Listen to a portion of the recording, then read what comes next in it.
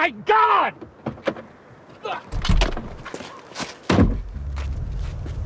Oh my God! Listen, I need all available backup at 2240 Sycamore. 2240 Sycamore. There's no backup. What the hell happened, Mackley? He's dead.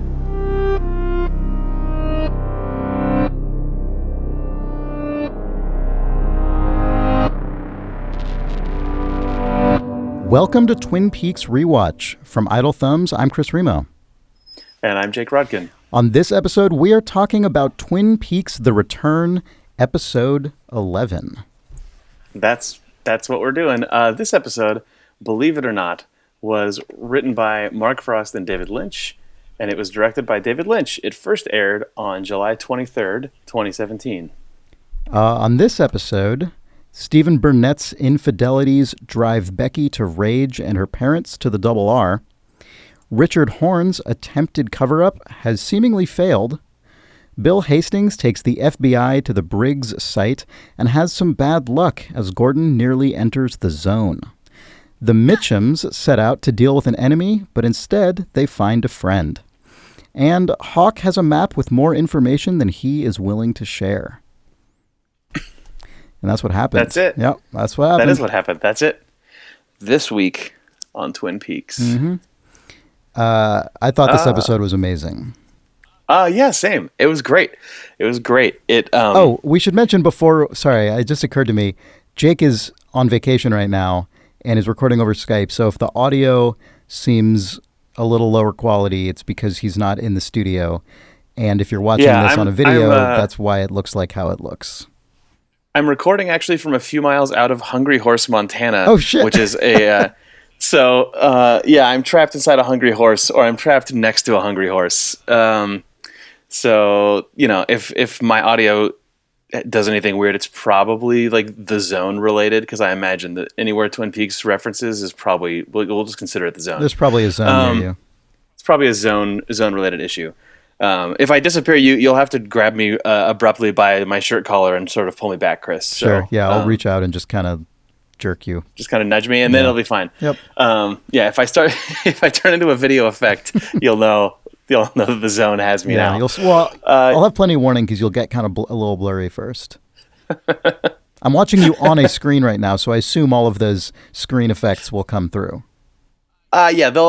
But yeah, this episode was a great episode. It hit an amazing balance between sort of a really consistent feeling of like what I think is the closest to the Twin Peaks that people know and love from the first two seasons, while also entirely everything in it is contingent on and still feels part of the experience of season 3 so far. It was really good. Yeah, I agree.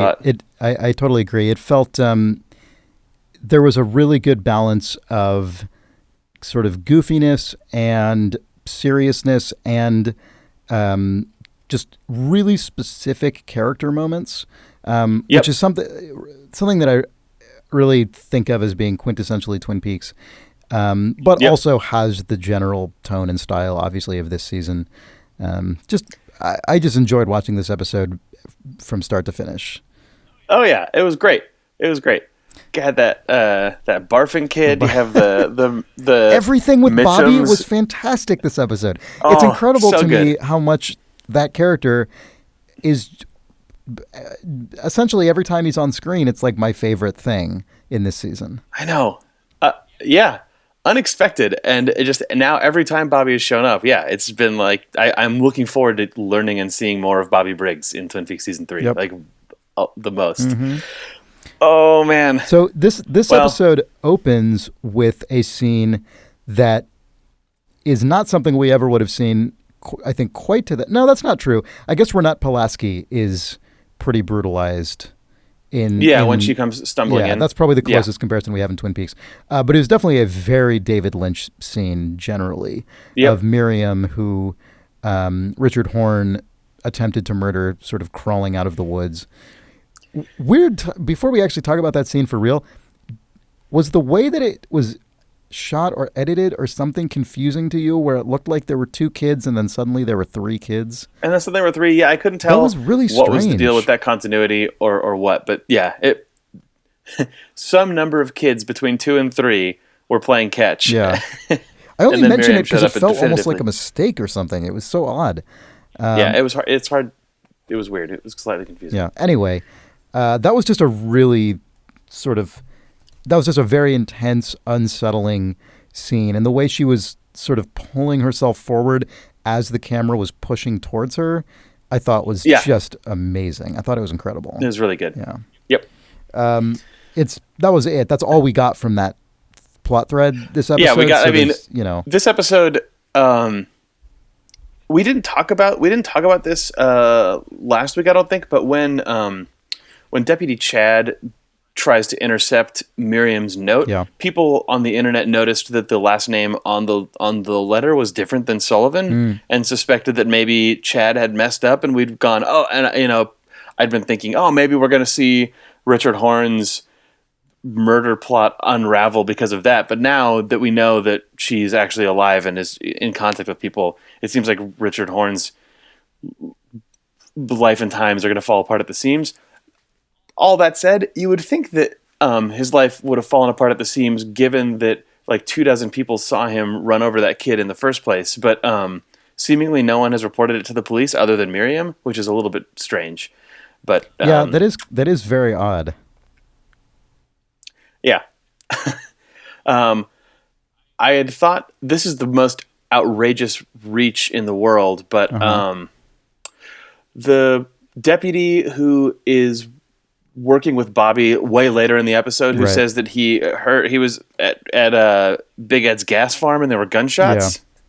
I thought that maybe, like, in the back of my mind, like, the reach was that he was for some reason out involved, like, maybe he is the other person who we haven't seen who's actually involved in the hit and run of that kid and is involved in investigating Richard Horne and whatever else, and maybe that's why he was there. That is a meaningless thing to say. Was that the same deputy who wants to show Truman his car, or was that a different guy? I'm pretty sure, yeah. I'm pretty sure that is correct. Yeah.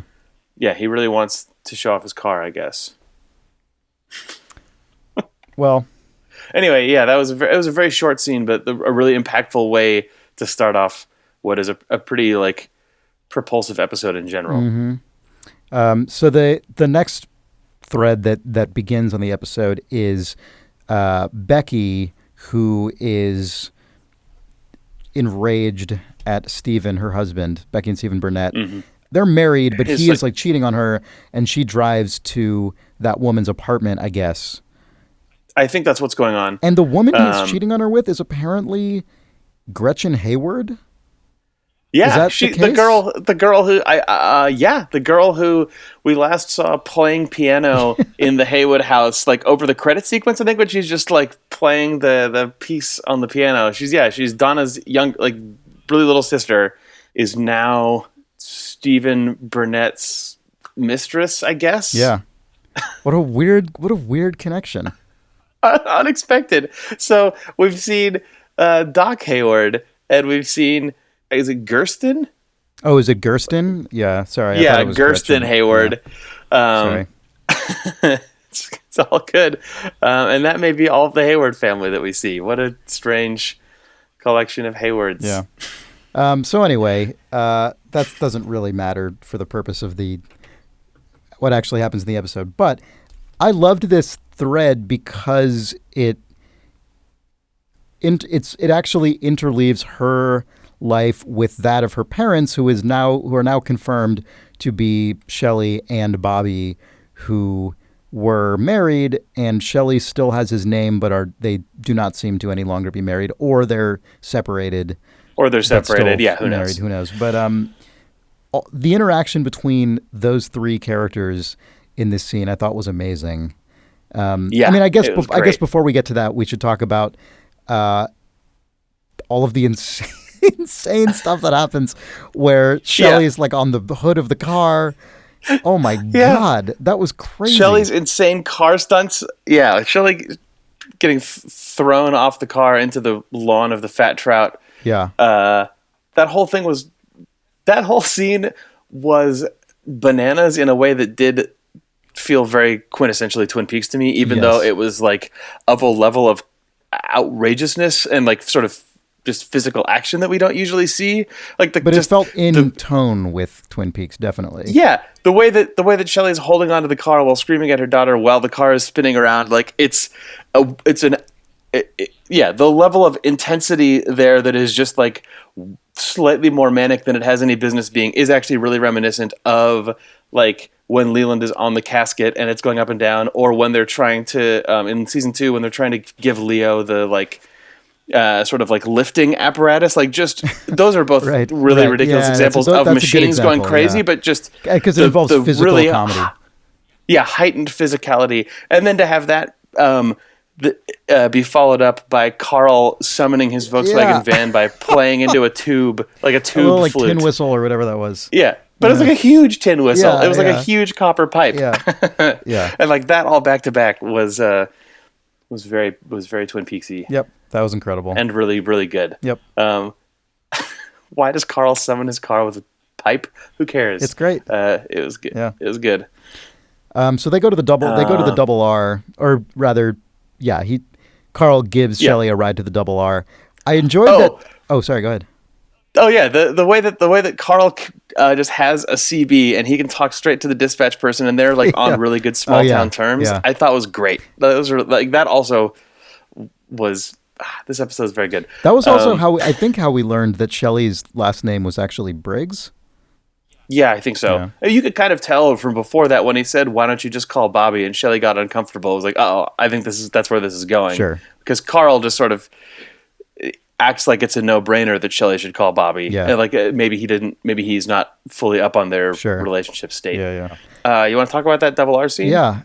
In depth. As a quick note, before we get into the substance of it, I really enjoyed the frequent cross-cutting to Norma just sort of rolling her eyes or being like, give me a fucking break, just to herself constantly. Because she's literally been seeing this stuff, the same exact kind of thing for decades now, involving, I mean, in particular involving Shelley, who's like, one of her best friends.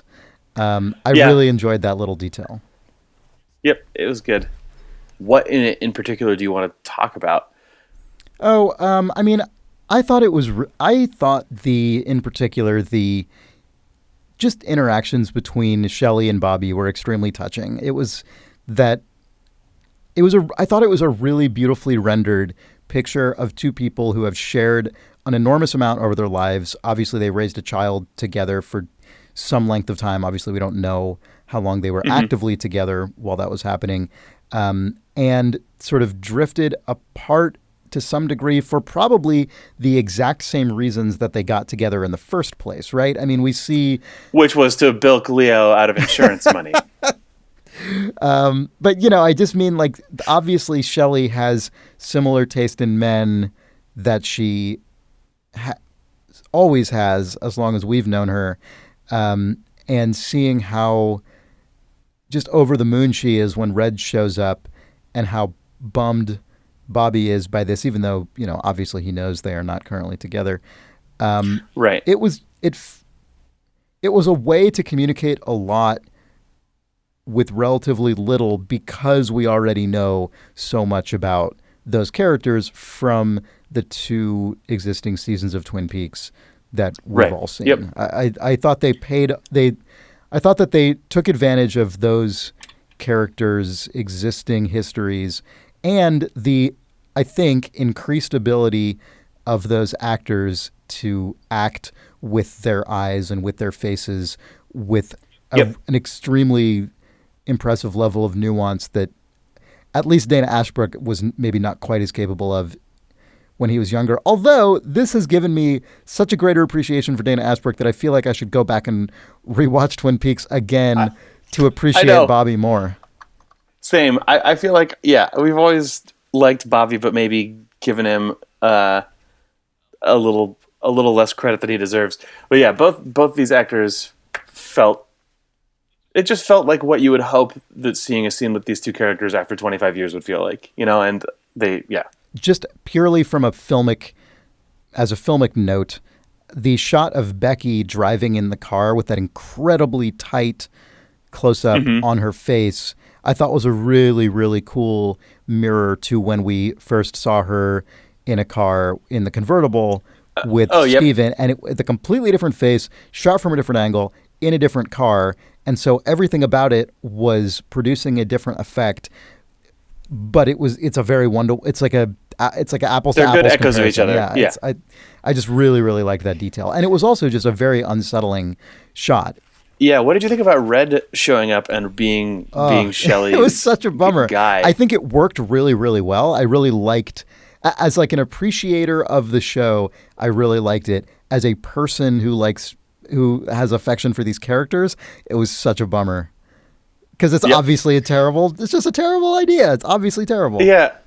The way that Shelley's face lit up basically like a teenager and Bobby was like, oh, geez, okay, well, you grew up less than I thought, I guess. Basically, like, it was both good and disappointing at the same time. I don't know if there's anything you wanted to say about Becky, but Becky's another character in Twin Peaks season 3 where I sort of feel like it's hard to have complete thoughts about her until we see more and more and more of the show. Sure. But I think the actress is doing a good job. I think she's a good character. But anyway, a gun explodes. Bobby Briggs. Yeah. This scene, this like long, weird scene that starts off with the gun being discharged and then and it turns out, okay, it's not actually anything to worry about, but it just keeps getting more and more and more unsettling and ominous and portentous until that kind of ominous vibe is entirely shattered by an actual incredibly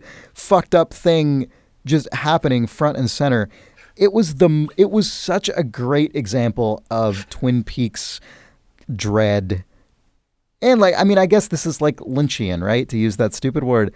That sense of like, even before anything really goes disastrously wrong, like even before we get to the point where anything is actually definitely objectively terrible, you just as the viewer know, and Bobby somehow intuits that something is very weird. I think it's wrong. partly because at the beginning of it, even though it seems like it's better, like the gunshot happens and it's totally terrifying, and you're like, is Steven back with a gun, right. or is this some whatever, Richard Horn, blah, blah, blah. And then it's like, okay, well, it's a totally messed up thing, but it's at least benign and dealt with. But the fact that woman keeps honking her horn and that kid has that outrageously assertive pose, just staring Bobby down, and like the family dynamics never of the three family members in the minivan, just it's not backing down. And the woman is honking their horn. And I think that the fact that the scene should have de-escalated but doesn't is what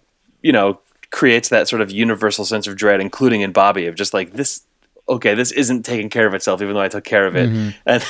And then that's because it's actually continuing to step up. I think that this whole like I guess Briggs family arc, starting with the beginning of the stuff in the Fat Trout up and through that kid barfing, is a pretty good like micro episode or microcosm of Twin Peaks sort of dread and suffering and bad decisions, and how that spirals out in and of itself across this episode. Like it was a pretty consistent through line that somehow culminates in that outrageous yelling woman and her barfing kid. I mean, bad decisions, including like generation spanning, right? I mean, that was one of the things that was so poignant, I thought, about this entire sequence, is Bobby goes, and I mean, this is very obvious. I mean, it was front and center, right, in the this whole sequence. But like Bobby goes from witnessing his daughter kind of make these destructive relationship choices that both he and his wife or ex-wife have, made in their youth, sees this, understands how little he or Shelley can do about it, immediately goes outside, see this little kid who's adopting a kind of similarly belligerent pose to his dad and just staring Bobby down. You say that, it is sort of that cyclical generation thing, and it's very obvious in some ways with Bobby and Shelley, then that kid and his dad, but it all plays as such a real and dread-inducing string of events that you don't really see it as a detached sort of symbolic thing. No, You not just at see all, it yeah. as, oh my God, Bobby is just like drowning in this, and his whole family is drowning in it, Yep. and the whole town is drowning in Yeah. it. Is it like by the end of that, it's just, oh, this is just overbearing on everyone involved. Mm-hmm. That screaming lady was out of control. Oh my God, also. I know. What a good Yeah. monologue. Also, talk about bearing the lead. It's like, oh, we're late for dinner or whatever. Yeah, that's not the headline here. Yeah, that was just a bizarre. I mean, I have no clue if any of that's going to connect to anything, but I don't care. oh my God, what an amazing, strange scene. The way that the kid or whatever, the young person, whoever that was, rolls up out of the shadows Yeah. of the car.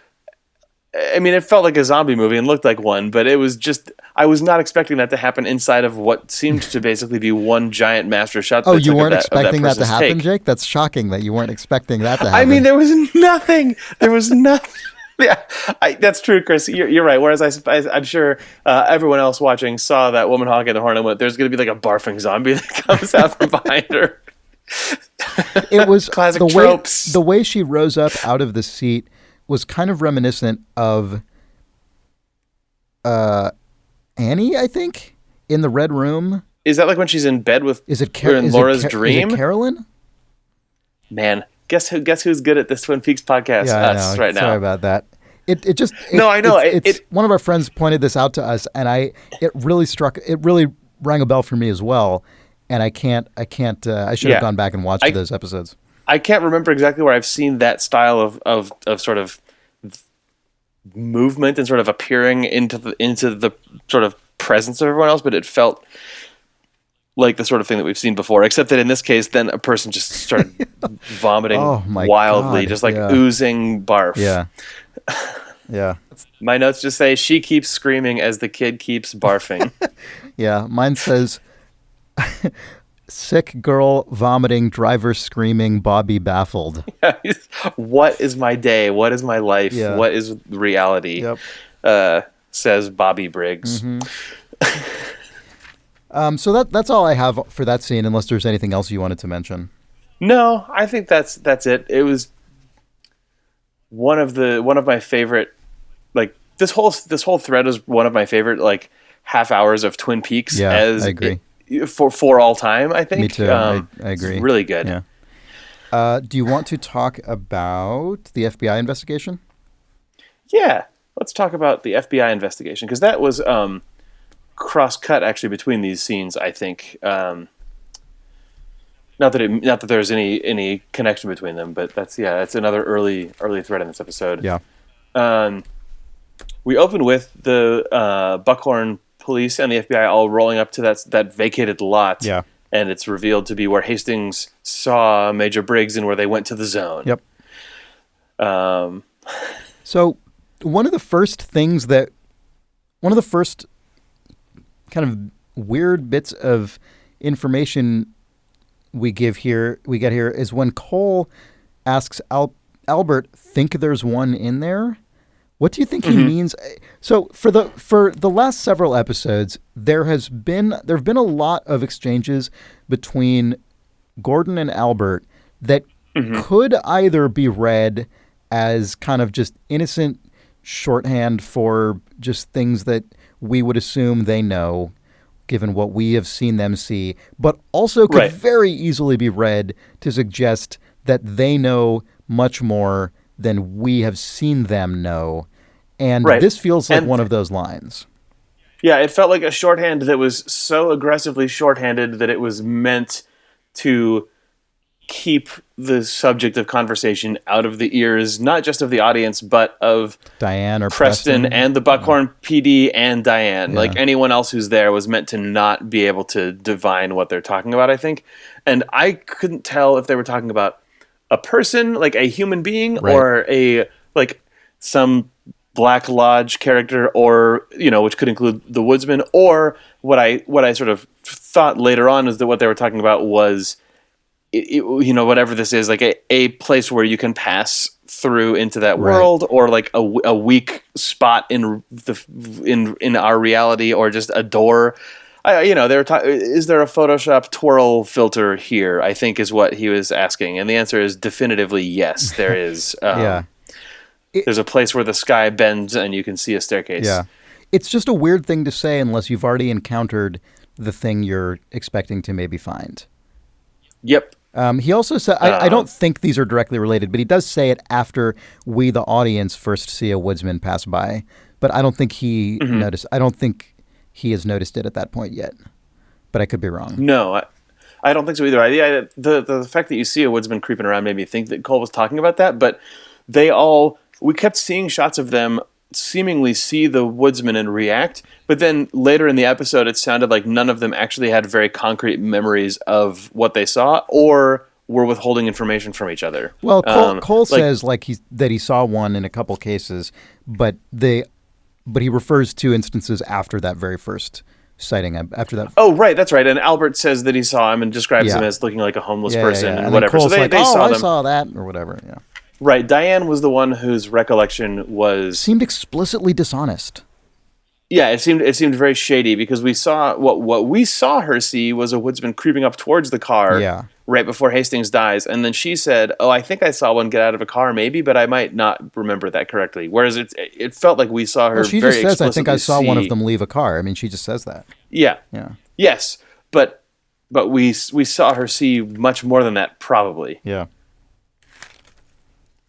I mean, which means that she would have just seen Bill Hastings' head explode. But whatever, that's getting ahead of ourselves. No, I watched that scene again, and she is actually, it is, I believe, pretty clear that she is looking away at the moment his head explodes. Okay. Yeah. But she sees the before and after woodsman stuff. Once the police officer goes, "Oh my God," or whatever he says. Okay. Yeah. Okay. Well, anyway, so... all the other stuff. Yeah, I also loved this scene. I loved everything in this episode, but I loved this scene. I loved the way that we saw Cole sort of approach the boundary of the zone and have these weird visions. I love the way that from Albert's vantage point, it almost saw like we were seeing half of what Gordon was seeing. It's not clear to me if that was meant to actually be Gordon's perspective or Albert's perspective, or just a slightly more pulled back shot. But I think it is supposed to be different characters' perspectives, and I think the farther you get from the center point, the more it looks normal. Because we also saw some very wide shots that were literally just Gordon raising his hands in the air, and it was in perfectly crisp focus, like just dead ambient sound. Yep. So it seemed like your ability to perceive it was definitely related to how, like, to your proximity to whatever that hole in space was. I think so too, and I loved how that was just shot and edited. I thought it was really cool. Yep. I mean the vortex was kind of cheesy in the way these effects sometimes are, but I really liked the total effect of everything a lot. Oh, with these sort of the electricity sounds, which are obvious. Just since Fire Walk with Me have been incredibly central to Twin Peaks lore stuff. Yep. I thought the entire location in general felt great and at home. Like the abandoned lot on the sort of just huge field, but then the piece of it that was the most intact to me, that felt like it was always sort of hanging off in the periphery of the establishing shots, was like the electric company monitoring meter and all of the huge power mains going into that space. Like, it reminded me so much of the way that the Fat Trout Trailer Park was filmed, and that the choice for that location in Fire Walk with Me, where it's just this sort of dumpy, almost derelict place, but Lynch shoots it so that you see all of the electrical infrastructure coming in off in the sides. And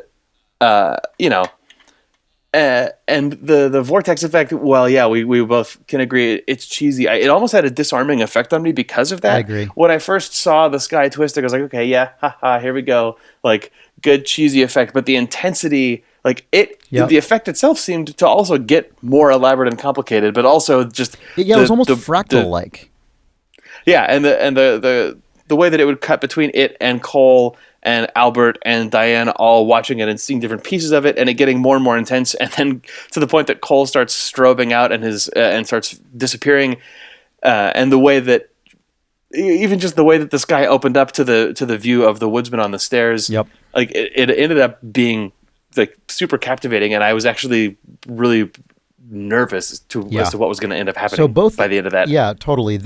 David Lynch has a really he has a knack as a director for doing something that it's a pretty standard trick in cinema, right? Which is the slow push zoom, which often creates a sense of, like, depending on what's being shown on the screen, either dread or sort of grandeur or like steadfastness or whatever. There's a bunch of different things that can signify, but he picks such great moments and framing to do that. I always feel like it just punches really big. And in this episode, we have that at the beginning of the episode onto Miriam's just utterly wrecked body, and then in this scene into the vortex, where in the middle of the vortex, before it goes to the staircase with the woodsman, it's just a black circle before the black circle sort of opens into that staircase. And when we're pushing into that was the moment at which I almost felt like my heart was skipping a beat, because it felt like we were just being pulled into this empty, infinite void. And it really mirrored that Miriam shot to me, where in that shot, we're pushing into this just utter bleakness. Like, we're seeing the result of, in that shot with her, we're seeing the result of a completely monstrous person's just rampage of destruction. And then here we're seeing, we're pushing into just a dismal void. And this episode had a lot of moments of kind of a lot of cyclical moments and resonance and echoes that I thought were incredibly striking and effective. I mean, we've had a lot of those moments of echo and resonance in Twin Peaks season 3 so far, but now that we're in the back half of the season and we have so much more context for things, it feels those are landing to me more than just curiosities at this point, and I'm actually sort of feeling them on a more emotional level than I felt before, I think. Yep, I think that's true. I want to quickly just give a shout out to the hilarious tiny performance of the Buckhorn. Is he Buckhorn PD or is he? I forget who he is. I don't know if it's a PD or a sheriff. Yeah, I think he's Buckhorn PD. But in any case, the actor who portrayed that character, his reaction to Bill Hastings' head being squeezed off, basically, I thought was just hilarious and really, really raw and good. I thought so too. Yeah. Like, that guy is one of those characters who I think is never going to get enough screen time in Twin Peaks season 3 for like what he actually brings to the table as a guy sort of in the background of a lot of scenes helping support them. Yeah. So the woodsman inside that staircase room, did that seem... Well, when I watched it, I thought that it looked really similar to a lot of the sort of lodge spaces that we've seen, especially the room above the convenience store in Fire Walk With Me, which is the room that Laura gets to by walking through her painting. And then I saw people online point out that maybe the same wallpaper and sort of wood finish of those sets is on that stairwell. And if so, that makes sense to me for no real tangible reason other than, I guess, it's just another time that we've seen a character kind of almost step into that space by just walking through a hole in the world. And I don't know what that means, but yeah, I mean, it seems relevant in that's where we saw those characters come from. Yeah, I mean, oh right, yeah, I guess that's true. The woodsmen were actually in that room in Fire Walk With Me, or a woodsman was. Yeah, I mean, it's just nice having details like that carry through over that many years. Yep. They find Ruth Davenport's body as well. Yeah. That's another sort of concrete thing that happens. There are coordinates on her arm, which Albert photographs. I've seen some people, this is like a degree of speculation that I don't need to like go into at great detail because we'll just find out eventually anyway, but I've seen people suggest that Albert and Gordon were acting in such a way to sort of intentionally draw Diane's attention and make sure she knew they took a photograph and then conspicuously show the photograph and let her see it.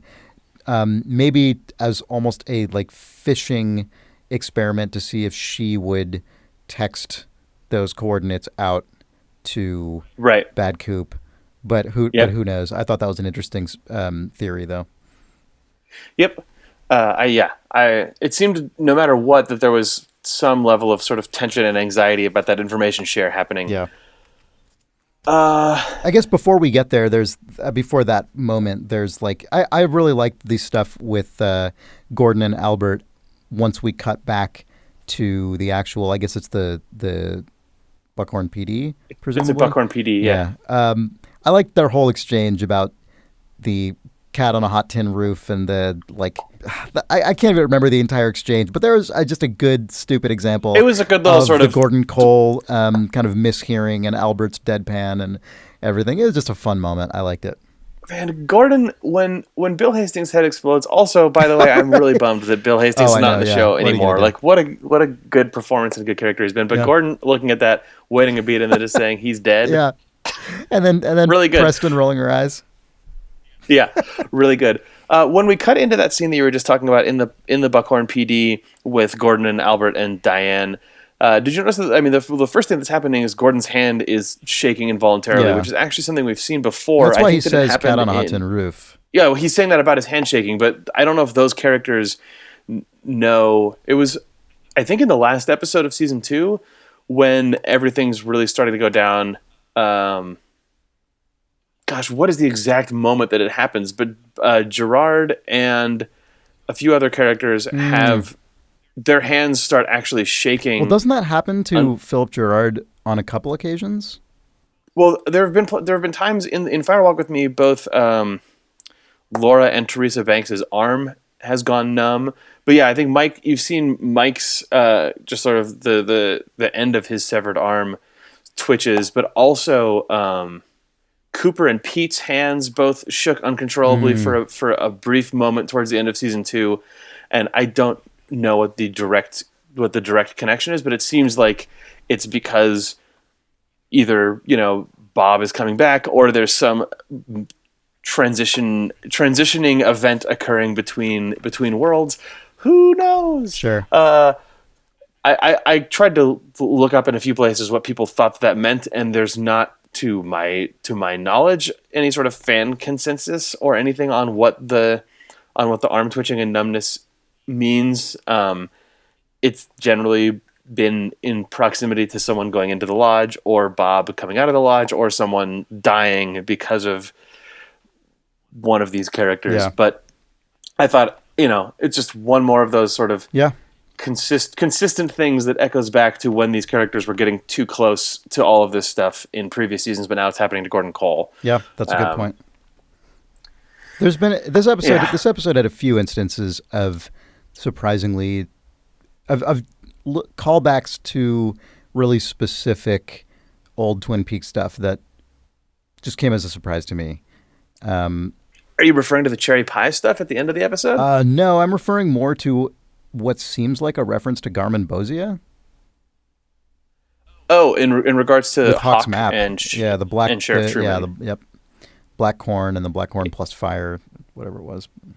Yep. Yeah. Do you want to actually just move over to talk about that scene since you brought it up? Yeah, we can do that. But first, we should just finish off this one. Oh, is there more? Well, is there more? No, FBI? I mean the additional stuff is just a couple Cole things that I really enjoyed, including. Okay. I mean, speaking of references to the original Twin Peaks run, we get the tray of coffee and donuts brought in, to which Cole explains, the policeman's dream, which is just a direct Agent Cooper quote, which there's no way for Cole to have ever heard Cooper say unless that is somehow a thing that Cooper had said on multiple occasions. But I love that. Or both of them had said that together years ago or whatever. I loved it. Yeah. I loved it. It was good. I mean, that was just a fan service thing, but I enjoyed it. And then also, it tracked. It played well. Also, Cole, when he's talking about the woodsman, and he's sort of remembering more of it as he talks. It seems like where, presumably because those visions are almost dreamlike.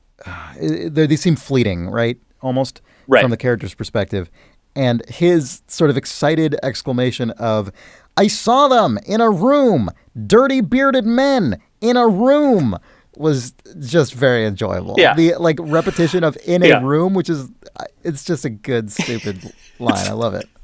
The least helpful I know, way to communicate yeah, that to the exactly. other It people. means nothing. I mean, like, yeah, we know what he's talking about. We're glad he's remembering it. Right. But yeah, he's just a room Yeah. could be literally anything. Yep. Yeah, so we can talk about Hawk and Truman. That was the only bit of that thread in this whole episode, so that's pretty quick. I thought this scene was kind of ridiculous. The longer it went on, the more I kind of wasn't that into it. I mean, it's interesting to see, like, oh, there's corn, and it's this sort of black corn that is, bad, and it's like, oh, okay, great. Like, I think I know what that's supposed to be in the context of Twin Peaks, because we've all that gross creamed corn and everything. But at the moment we get to the part that I want to know, which is also the part that Truman wants to know, Hawk says, oh, you don't want to know what that symbol, you don't want to know what that is. And Truman's like, oh, I don't? Nope, you don't. It's like, why would you really, not? you don't. Like, are you kidding? I thought that was obnoxious. Like, that doesn't seem true to how any actual person would act in that circumstance. Like, they're gonna they're gonna walk to this place. Things are gonna happen. I mean, right? Yeah. It's just why would Hawk, you if you actually believe these things to be true, and you do, and knowing what you know, yeah, we are going to go through with this plan.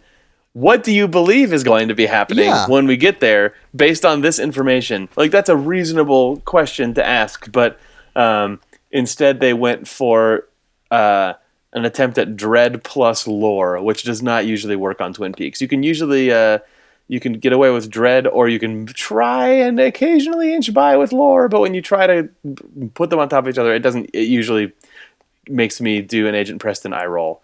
I think that's well said. Yeah. Yep.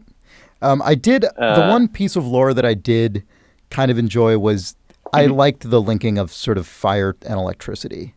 Oh yeah, I thought that was great. Yeah. The way that he described it being a symbol. Yeah. Like the fire there is a symbol, but it's more the way that was written, and the way that Hawk, like the Michael Horst, delivered that just felt like it made me wish that they hadn't gone further in the scene, because that was a really good. Yeah, it feels like it made all that stuff feel elemental and timeless in a way that they don't always land, even though this seems very much like what those guys feel about how all this imagery should feel. Like how Frost and Lynch feel about it, and that communicated it really tightly. I agree. I thought, and it was surrounded by so much other stuff that it was kind of a bummer. But I did really like that one detail, and I also, even though it's so similar to other examples of that from this season, I still enjoyed the log lady calling Hawk and talking to her. A thing I really enjoyed about this scene is that there were two cases where she repeated the same sentence twice in a row,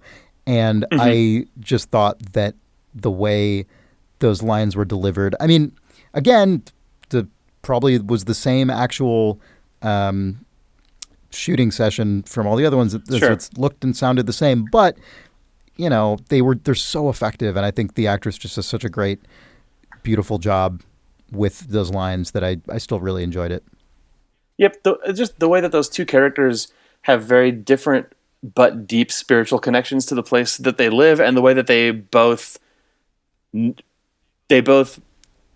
believe in and support each other's sort of way of seeing the world, and very sort of spirituality first look at the world. Like I really this season, all of their interactions have felt really good in that way. Yeah. Just the way that there's just the sort of human level trust, and then also that connection feels really strong all the time. It just occurred to me in the context of I think everything you just said is totally right. But a thing that just occurred to me in the context of the chronic illness that Margaret is shown to have very visibly with the breathing equipment and everything hooked up to her, oxygen tube. The way that she, in that incredibly fragile state, repeats lines to Hawk like, Hawk, can you hear me? Hawk, can you hear me? And it's a very sort of, obviously, I mean, clearly she's saying both, can you hear me physically, and also, like, are you understanding, like, am I getting through to you in a deep way that is necessary. And then the other line she repeats is, she says, "My log is afraid of fire. There's fire where you are going.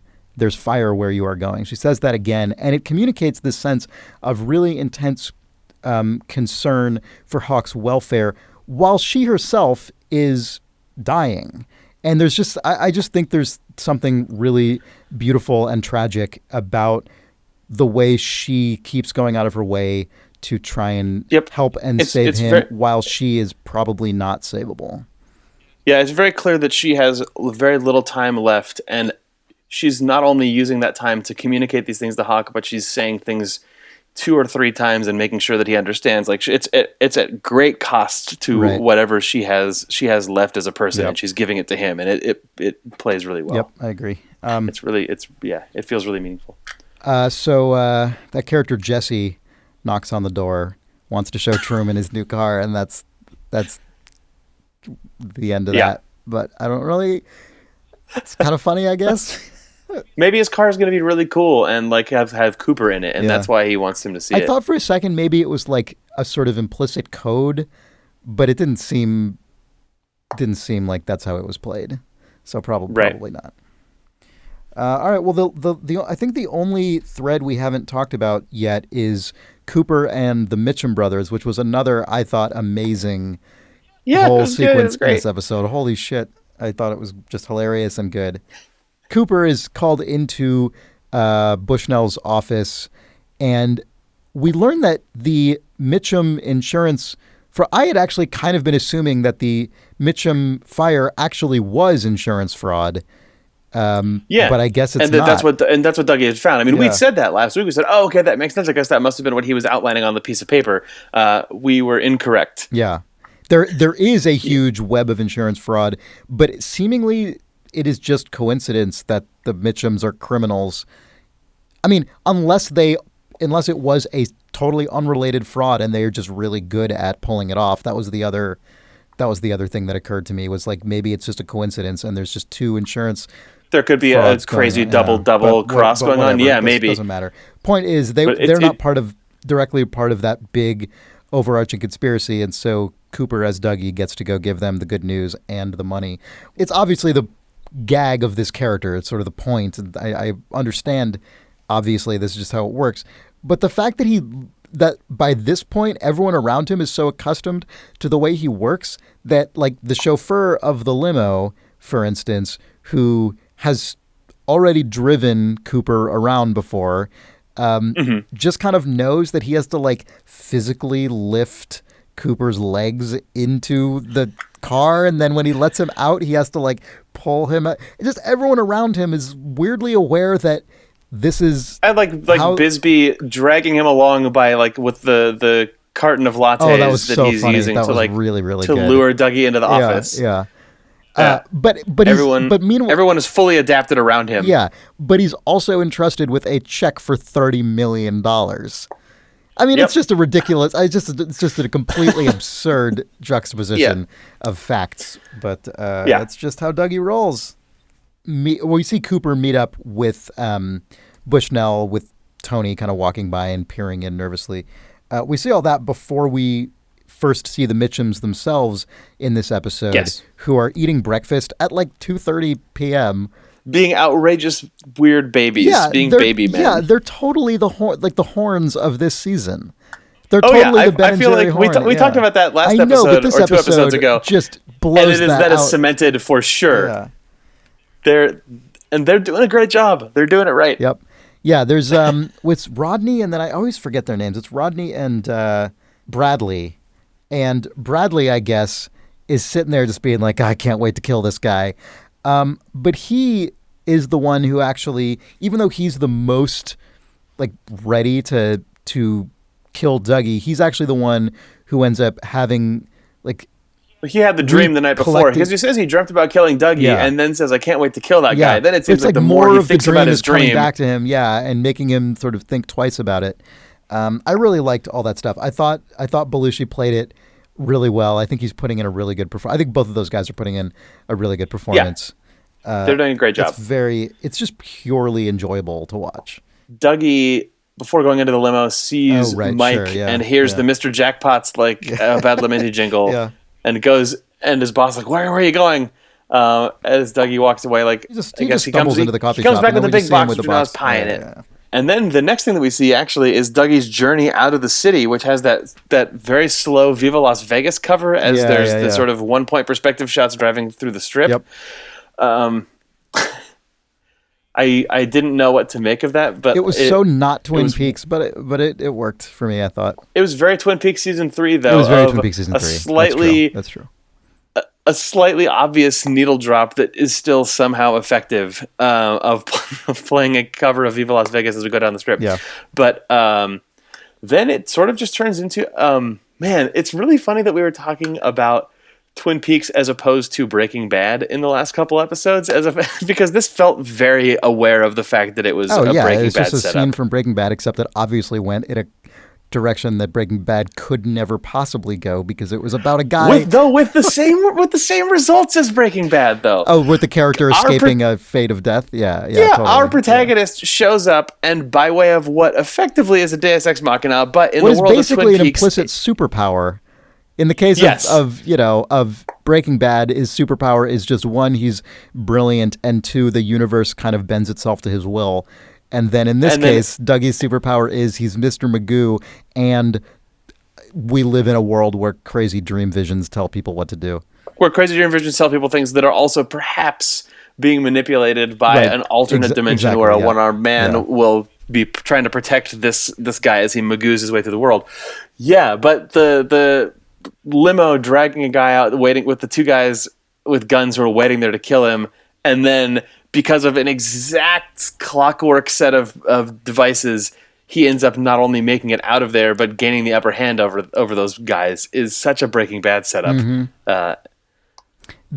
But even Breaking Bad aside, it was also just great. So I thought. before we get to that actual shot, or that culminating scene, the most baffling thing in this entire episode, to me, happens in the Mitchum's car on the way out when Bradley rips the forehead wound off of Rodney. Because in his dream, the wound that Candy inflicted on him had healed. What on earth is that supposed to mean? Was it was it a like fake wound, or was he ripping off a scab? I couldn't tell. It made me wonder, like when he ripped What it did off, that it was like mean? makeup. Yeah. And it made me wonder, like going all the way down to like when Candy hit him with was it with a remote that she hits him with? Did it just have that thing affixed to it? Like did she? Yeah, was this like is this an outrageous con? Assuming that these guys are total idiots. It looked, or was it just surreal? I honestly can't figure it out. I do not even have a theory. I don't even have a working assumption. When he peeled off the whatever it was, underneath it actually looked like there was a scar in the exact same place from the wound. It looked like a healed wound was underneath it.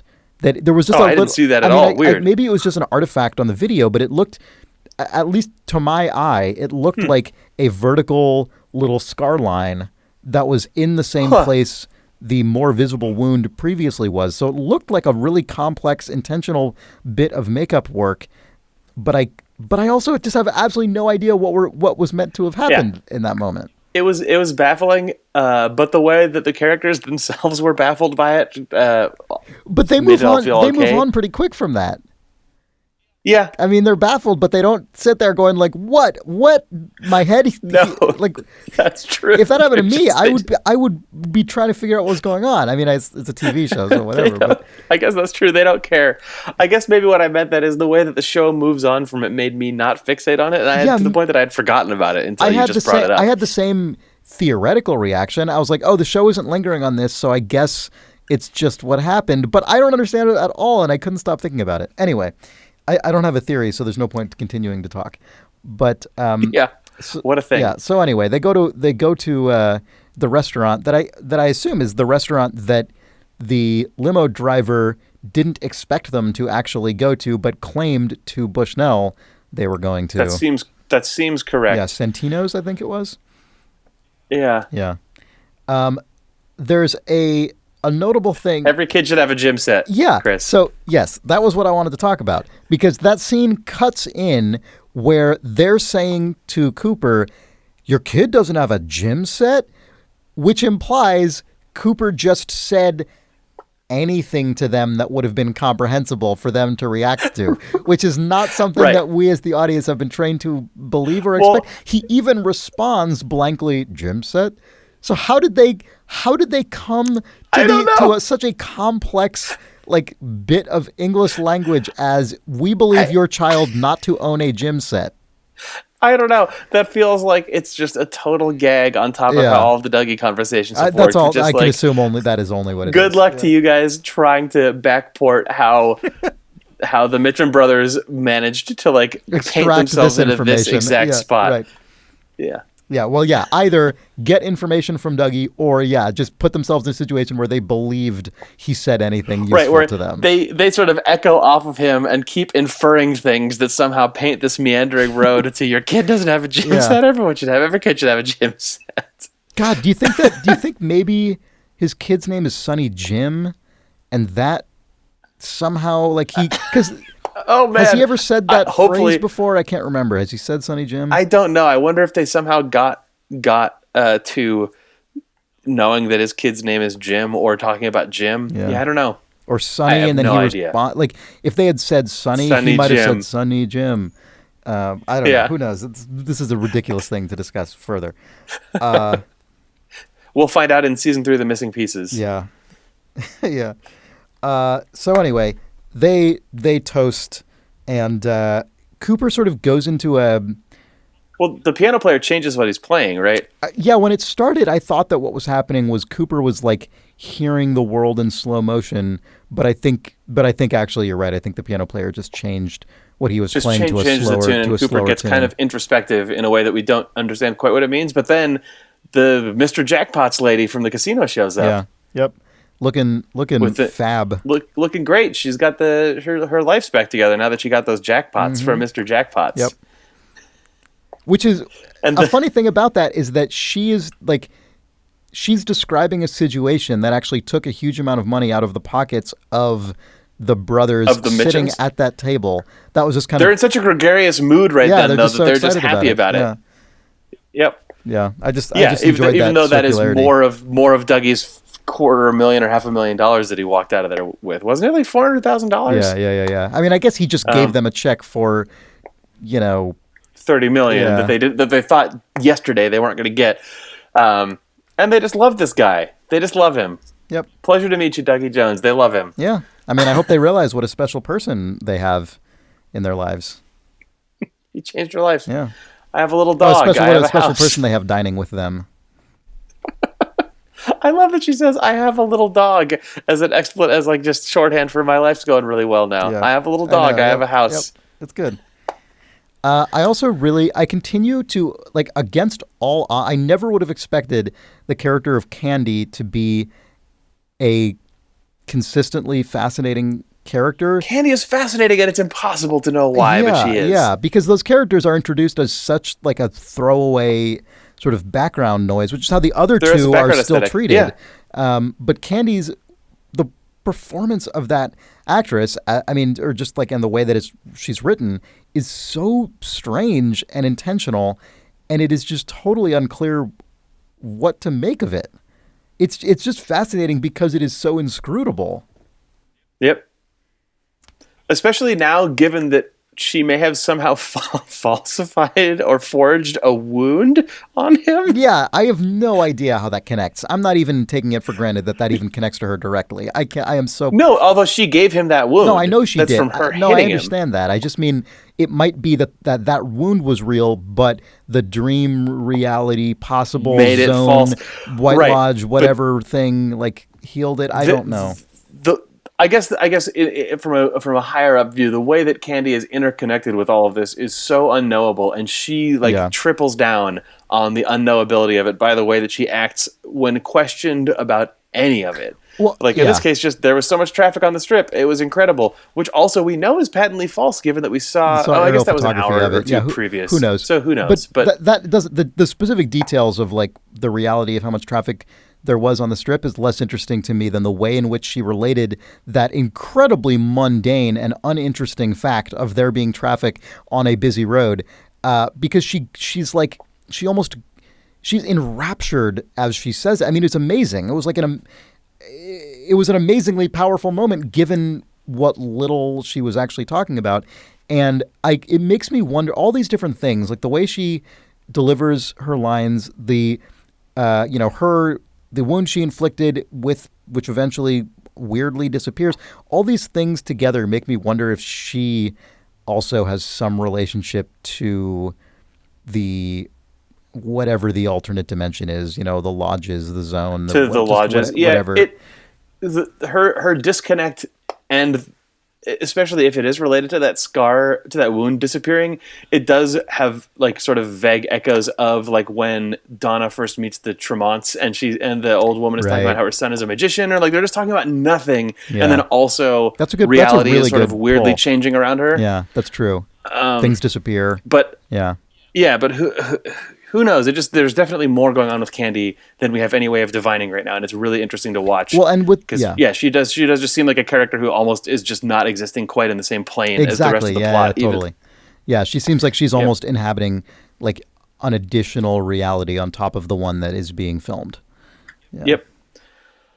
I mean, even going back to the moment where she actually strikes whichever Mitchum that was with the remote. I mean, it almost seems like she's just in her own world. Anyway, sorry, what were you about to say? Oh, just the next thing is that I guess she or they serve Dougie some cherry pie. Yeah. Like she gets introduced, and I think she's there to cut in the hand of the pie. She brings the food, and then she explains there was so much traffic on the strip, blah, blah, blah, blah, blah. Yep. And Cooper flips out over this pie. He fucking loves it. This has been like... God, the Dougie tease and the sort of the Cooper interiority awakening.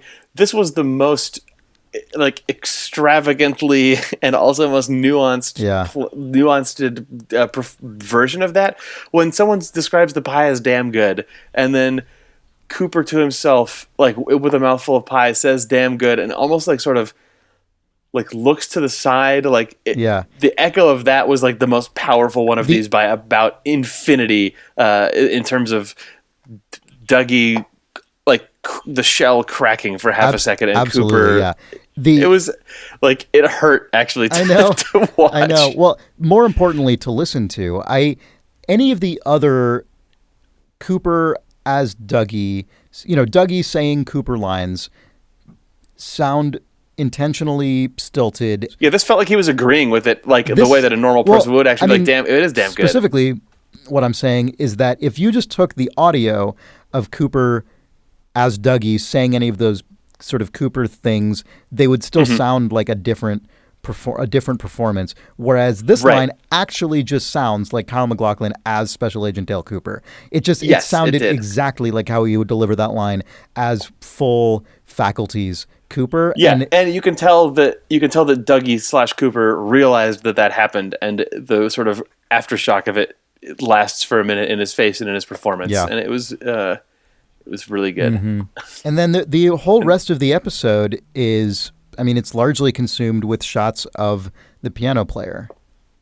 Yeah, it's just he shovels in some more pie than the piano player. Again, sort of changes in and out of that sort of slower, more contemplative song, and then the credits start running partway through his performance. Yeah, and that's it. This is one of only 2 episodes that haven't ended with a Roadhouse sequence? I think we're at 3. I think we're up at 3 now. Okay. But yeah, it's definitely still one of the outliers. But one of those 3 still had a Roadhouse musical sequence in it. It just wasn't the ending, right? Or am I? The very first episode doesn't end in the Roadhouse. Then the second. Yeah, you're right. This is one of the only episodes that doesn't have any Roadhouse in it at all, let alone no Roadhouse ending. It still ended with a musical performance. Yeah. I saw a few people on the Idle Thumbs forum say that they had hoped against hope that had been Angela Badalamenti, but it is not. I know. When it came up, that's exactly what I was hoping for, but no, sadly not. And Angela Badalamenti as himself. But that was a Badalamenti track, right? I mean, that's what we are I think so. I didn't look in the credits to see, but my assumption was it sounded like his style, there- or at least sort of. There was a track that was credited to him called Heartbreaking, and it Okay. very significantly said it was composed and performed by Angelo Badalamenti. So I Okay. assume that's what that was, and he just recorded the piano performance of it. And isn't the actor? Yeah, that makes total sense. Yeah. The actor was very clearly not playing that actual music. It was just pretty clear to me from those he was shots. just looking. Yeah. He was just being a piano guy on screen. Yeah. Well, man, I don't have a timer on, so I have no idea how long this episode has been. But yeah, that was We took a long time talking about this very, very full episode of Twin Peaks. I loved it. I'm really excited for more. Same. I guess on that's the episode. If I know we still haven't gotten to email for a while, but we will eventually. So if you have any thoughts about the season so far or the most recent episode at the time you write your email, you can send that to twinpeaks@idlethumbs.net. Our website is twinpeaksrewatch.com, and that has links to everywhere you can find us on the internet. If you like the show, tell a friend who's also watching Twin Peaks: The Return. Maybe they will enjoy following along with us. And on that, we'll be back next week with part 12. I'm Chris Remo. I'm Jake Rodkin. Bye.